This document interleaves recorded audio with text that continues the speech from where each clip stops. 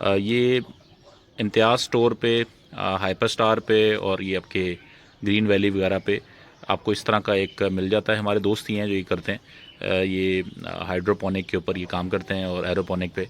तो ये इस शेप में ये पौधा मिलता है जिसके ऊपर पुदीना भी लगा होता है और मुख्तलिफ लेटस सब्ज़ियाँ वगैरह इस तरह की वो इस गमले समेत देते हैं।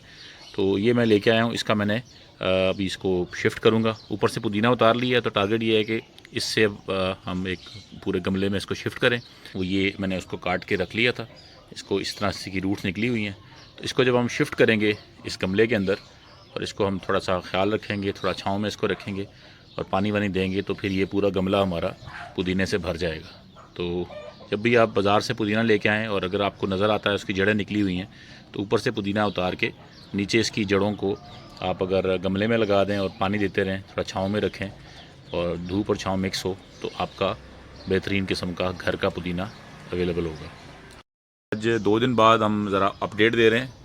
ये हमने पुदीना के जो पौधे जो हैं 2 जो मैंने आपको दिखाए थे, तो ये हमने लगा दिए थे। अब ये पुदीना के नए पत्ते आपको छोटे छोटे नज़र आ रहे होंगे, ये खिलना शुरू हो गए हैं। तो अब ये पौधा स्टेबल हो गया है। अब ये हमें इंशाअल्लाह ताला साल साल यहाँ से पुदीना मिलता रहेगा। तो आप भी अपने गमलों में पुदीना लगाएं और ताज़ा पुदीना खुशबूदार एंजॉय करते रहें। हाज़िर है पुदीना।